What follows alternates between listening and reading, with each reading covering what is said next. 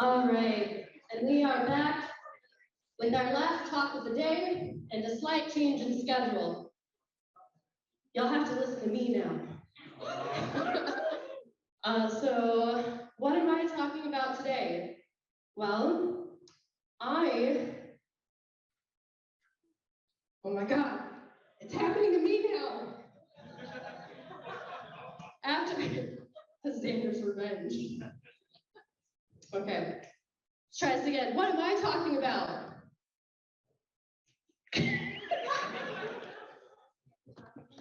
There, oh dear Lord. Okay, the never-ending story and the tale of accessibility champions.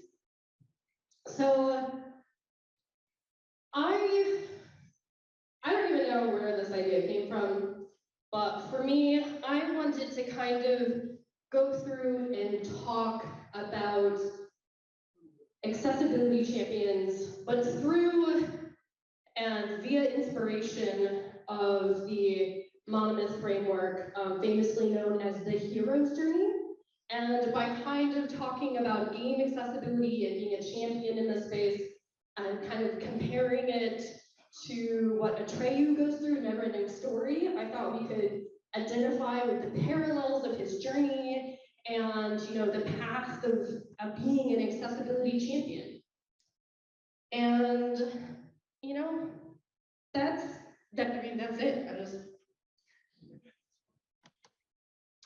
So who am I? I realized this morning, and by realized I mean someone told me, I never actually introduced myself this morning. So hi, my name is Voelker. A lot of folks know me because I used to be the Xbox Game Studios accessibility lead. I was that until a few weeks ago, and I left that role.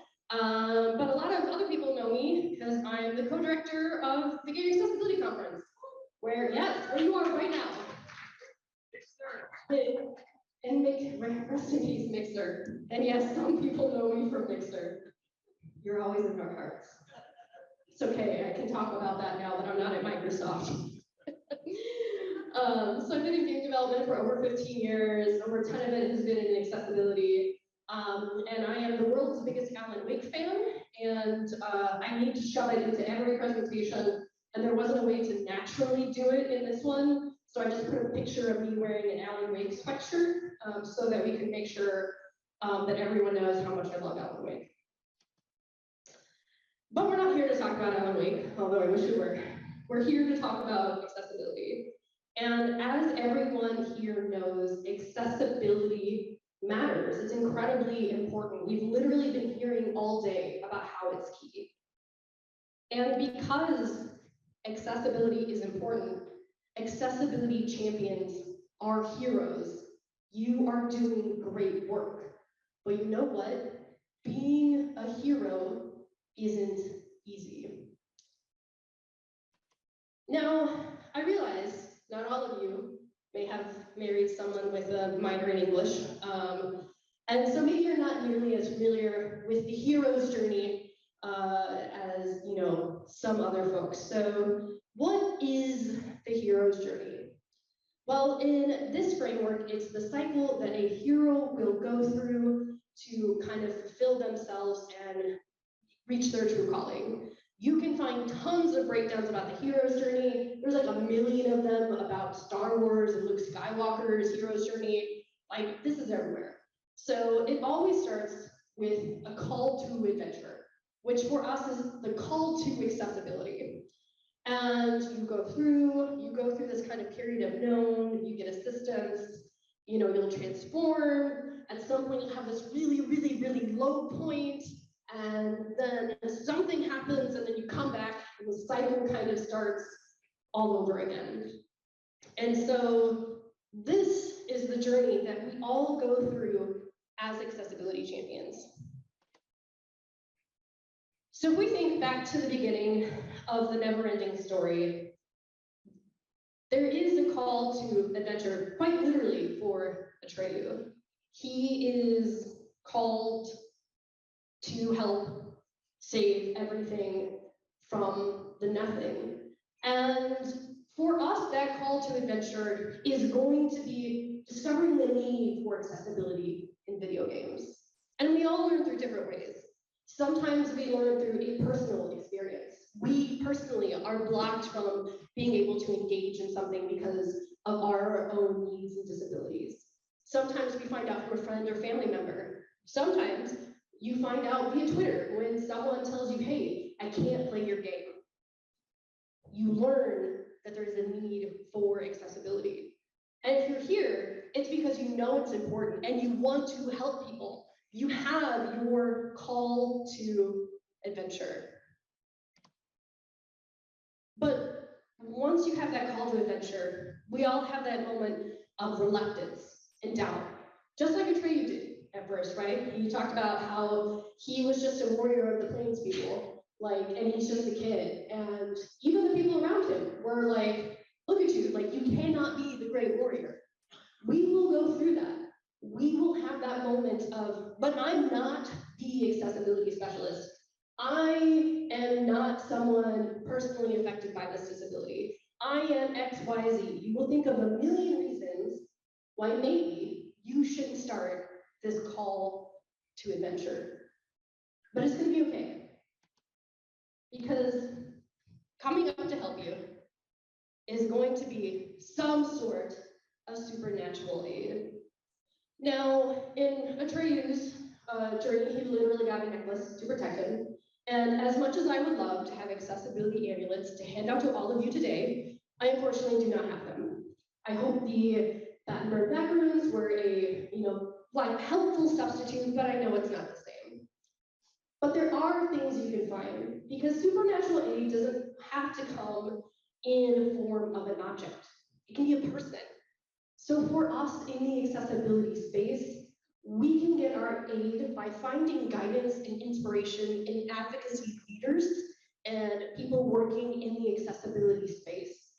Even though gaming accessibility is a much newer industry than accessibility in other places, that doesn't mean that, number one, there aren't people who have been doing it for years, or number two, we can't learn from people doing the accessibility in other places and apply that to the work that we do every day. So we have to find our supernatural aid. Maybe for you, it's someone right here in this very room who can help you on your accessibility journey. Now, once you go through and you accept that challenge, you commit to accessibility advocacy, you've officially crossed the threshold. You have stepped forward into the unknown. There's a commitment required to becoming an accessibility advocate and overcoming opposition, skepticism, well-meaning people who are just confused. I mean, look, there's a lot of that. But, as we are crossing the thresholds, there's still going to be importance in building a support network and making sure that you can continue. Obviously, when you start on your adventure, one of the first things that you're going to have is facing opposition and skepticism. And this is going to be just like Atreyu's encounter with the Sphinxes. Now, for us in gaming, when we're doing this, when we're meeting opposition or skepticism, there are two places that is going to come from. The first is going to be from people around us. Because let's face it, doing something new is scary. Working on something you don't know is scary. And also, we're game devs. We have some divas. We have some personalities. And making games is art. And so we have to figure out how do we not convince, because I'm truly convinced that no one needs convincing that accessibility is important. No one is ever standing up and saying, you know what, actually, I don't want disabled players to play my game. That is never the opposing argument. It's always skepticism on how to do it or how to meet goals. So when we get to this point, we have to remember that we are the hero with the best goal in mind. And we will hit encounters, but we also have to remember that as people working in accessibility, we are in a different place in our accessibility journey. We've already accepted our call to action. We've already got this adventure rolling. For other people, you may be their first call to adventure. And what did we talk about happens? Initially, you didn't even want to take the adventure because it's scary. So you may be that for someone else. But again, in Atreyu's encounter with the Sphinxes, what was his biggest issue? I don't know how recently all of you watched The Never-Ending Story, but in case you haven't watched it or perhaps you've forgotten, this moment with the Sphinxes is really a trial to see if he considers himself worthy, if he recognizes the value that he has. And let's be real, all of us at some point in our lives have had imposter syndrome. And there are people every day who do amazing work, and something happens and you will doubt yourself if you are the right person to be on the street. And I can tell you right now, even if you're just listening to me, yes, you are the right person. Don't let your self-doubt prevent you from moving forward. To even call back to what Xander was talking about in his talk, he was talking about making products better, but you can also incrementally get better. Like, don't let your fear of you not being the perfect game accessibility advocate stop you from making progress overall. But it's also important to know that you don't and shouldn't do this alone. You really need to go and find allies and build a support network within the gaming community. Not just folks within your studio, but other game accessibility experts. If Atreyu hadn't found an ally, if he hadn't found the luck dragon, he would have been stuck in the swamp, right? But he had support, and those around him were able to help him realize his calling as a hero. And you need the same. It can be really easy in accessibility to want to just dash forward because we know that we are trying to help people. But you need to make sure that you have people around you to help support you, because this is an area where it's incredibly easy to burn out. And you all here, you already have a head start.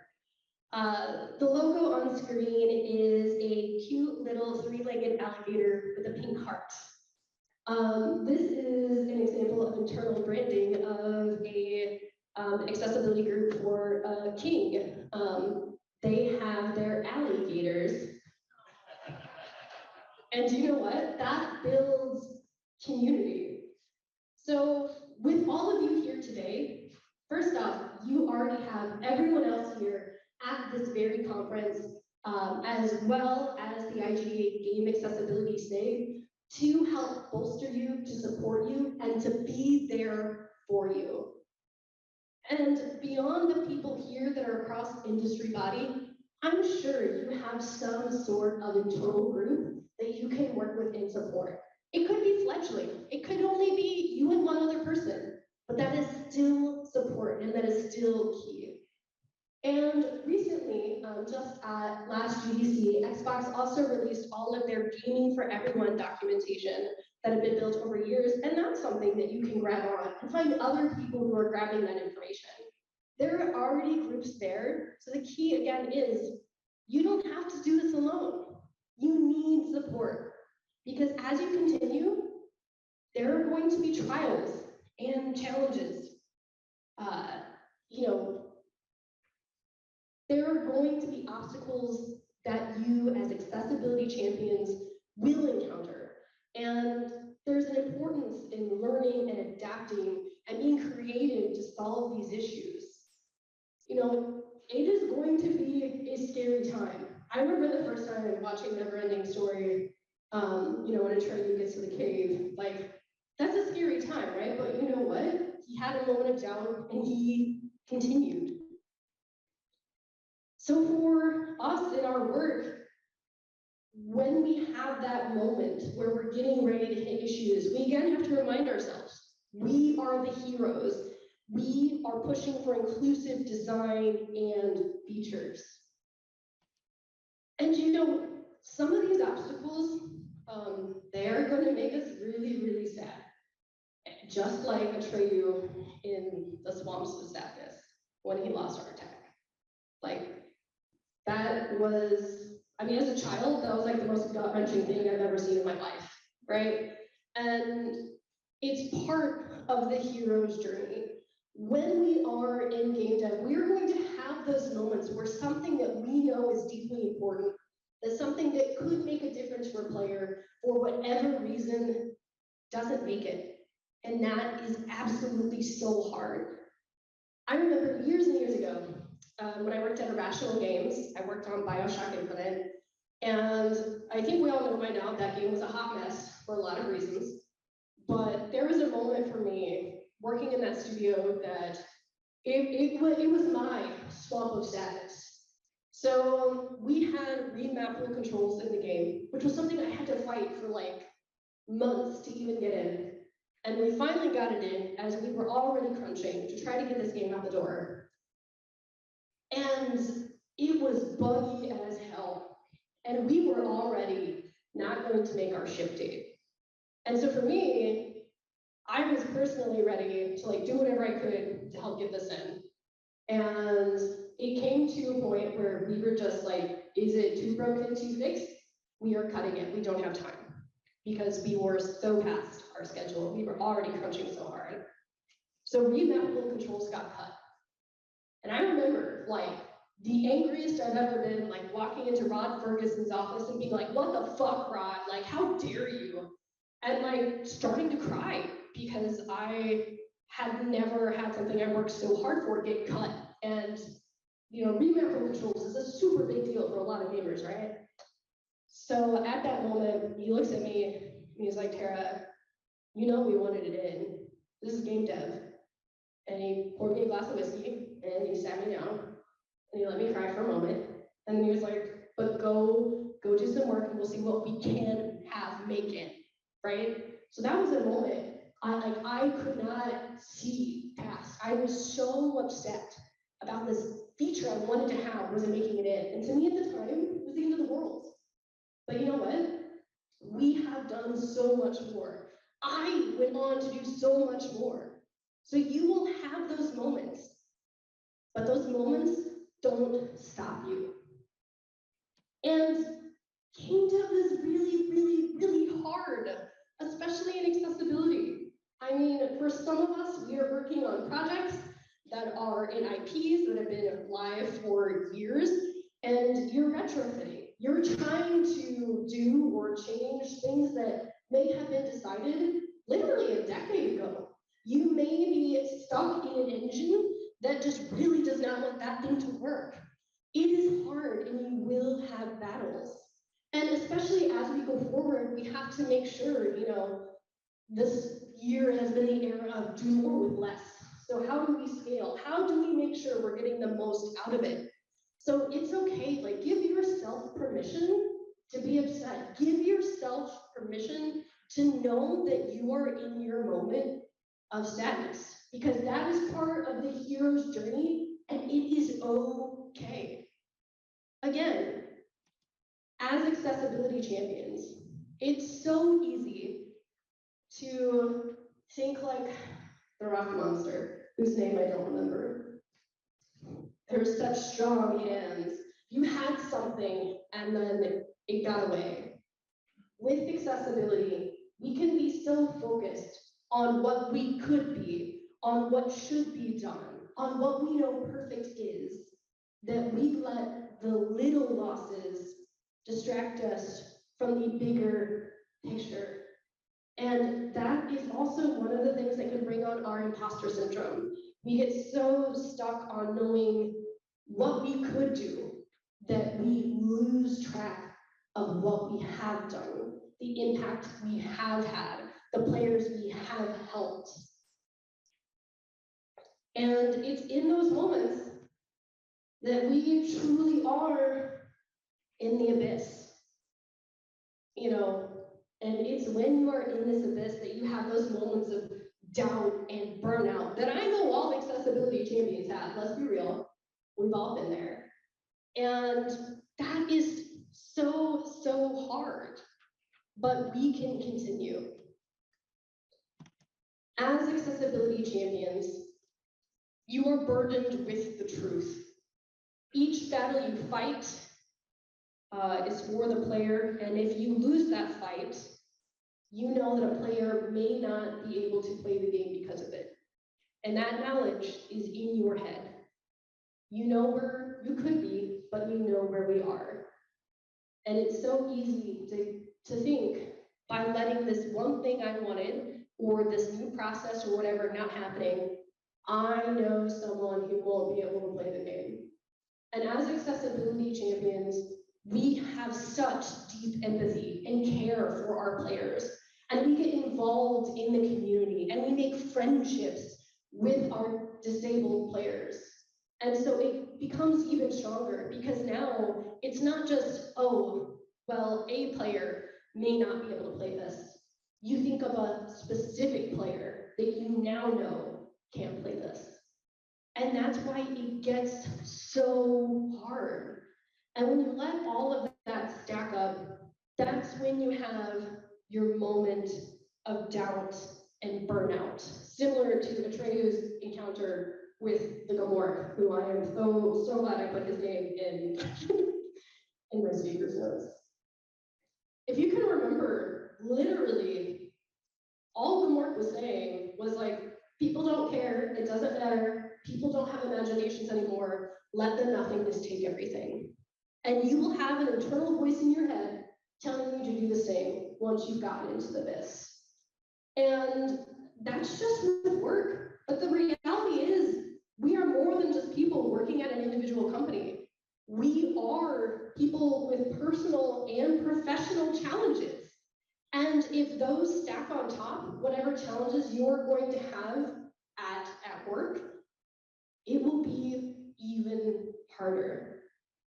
And you'll feel like you're just gonna get blown away.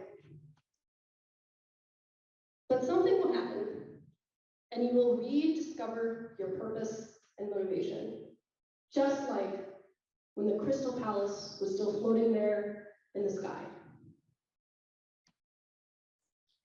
I hinted at it earlier, but you always need to take a moment to look back. You need to think about how far you have come. Incremental progress is still progress. Now, I've talked about it many times before, but one of the things that I had early in my game accessibility career was what I called the feel-good file. The feel-good file was basically if I got a positive comment about something that I had worked on, or a tweet from a player saying like, wow, this thing helped me to be able to play, or even stuff that I may have not worked on personally, but a friend had worked on, that I felt empowered me in some way. So that if I was having a really bad day, and I was just like, why the fuck am I doing this?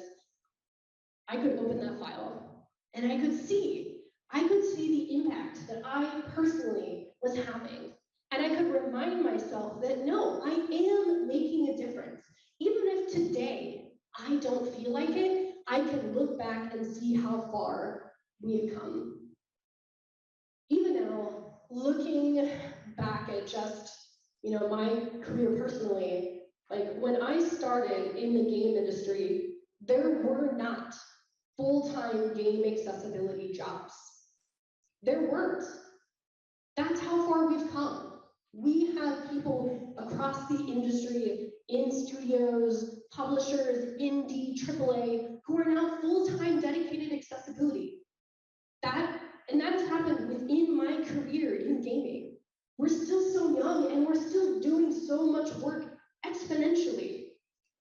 If you would have asked me, when I first started working in game accessibility, if we would have ever had, a AAA racing simulator that was playable for folks with no vision, I would have said no. I would have said no, because I wouldn't have thought that the industry was there and ready. But yeah, here we are. I got to work on it. Like, how exciting is that? So you really have to take a moment and look back, because when you don't, you forget to see how far we've come. And when you take that moment and you look back and you reground yourself, that's when you will get to have your moment of transformation and revelation, which is the 5th phase of the hero's journey. You will get to have breakthroughs that you are going to achieve. You're going to have personal growth, and you're going to continue to develop new ways of empathy and understanding as you continue in your accessibility journey. With the breakthroughs, you're going to achieve milestones in accessibility advocacy, and you'll set those milestones for yourself. And you will think of something that will make you feel good when you achieve it. Even if it's just something like getting together an accessibility coven in Dundee, with just some other folks who work in accessibility, meeting regularly. Like, that's a fantastic milestone, right? That's something that anyone here could do. Just figure out how to connect with other folks. You're going to get personal growth. You're going to develop empathy and understanding, not just for the players that we are helping, but also with your teammates. You're going to figure out how to best support them. You're going to be able to better understand their workflows and figure out how to make sure they get what they need. And then again, going to be able to recognize the impact and see positive changes in the gaming industry. Again, just look around here today. Like, the fact that we have 2 editions of a game accessibility conference a year, like that's amazing. And you all today are part of that. This conference doesn't exist without you. You are already making change. And again, it's so important to remember that all this doesn't happen overnight. All of the time, you hear about these big innovative titles in accessibility, like The Last of Us Part 2 or the latest Forza Motorsport. But what has happened so often is that these studios have been on an accessibility journey for an incredibly long time. And they have been working on accessibility for a long time. And you just didn't notice yet. You weren't paying enough attention to that specific studio or that specific franchise until all of a sudden it comes out of the gate and you're like, holy shit, when did this happen? This is fantastic. But if you look at The Last of Us Part 2 and you go and see what Naughty Dog was up to, you'll see that their accessibility journey started in the Uncharted franchise. They put out accessibility videos about Uncharted, and they were able to build on all of that work they did in the previous franchise to really invest in The Last of Us. But a lot of people in accessibility today don't know about the innovative things that originally were happening in the Uncharted franchise because we just weren't paying enough attention yet. And the same with Forza Motorsport. Like blind driving assist, that can only come about because of previous investments in previous Forza Motorsport titles that gave Turn 10 the runway to do new and innovative things. But if you look, their accessibility journey goes back years. So I know sometimes it's really easy for us to start working on a project and see these super cool, amazing things and be like, yes, that's what I want to do. But you may not be there yet, and that is okay. Be sure to take that moment to get perspective, to see the journey they have been on, right? These games didn't emerge full, with this level of accessibility in a vacuum. It was years of effort by a group of people. And once you kind of have that re-energized moment, that's when you will be able to experience the return in the hero's journey. Accessibility champions, once you are coming back up, you've taken your steps out of the abyss, you can do so much. Like, first off, you can start empowering others in accessibility advocacy. You may be sitting here thinking, oh, but I don't know X, I don't know Y, or I've only been doing accessibility for a small amount of time. It doesn't matter, because you know what? There's someone who's done it less than you have. Because that's how it works. You start today, you learn more. As part of your work as an accessibility champion, as I mentioned earlier, you are going to have that call to adventure for someone else, right? You can make them go forward. And again, you don't have to know everything because we've already built a network. You just have to be able to empower others, share your network with others, and help them start their journey. And once you have other people joining in on the journey, you can celebrate their successes. And like I said, you can create your feel-good file. You can write down your wins no matter how small. And something else to consider is your indirect wins, right? Like, for me, one of the things that I always got super excited about is when a team I'd been working with came up with an accessibility idea when I wasn't around. Why did I think that was my win? Because we had helped change the culture so that I personally wasn't the carrier of accessibility. It was a team effort. And so if you work hard to change the culture of your team and they start having great accessibility ideas, that's a win. You did it. And when you do that, the journey doesn't end with you. It's the never-ending story. You'll kick off the hero's journey for someone else.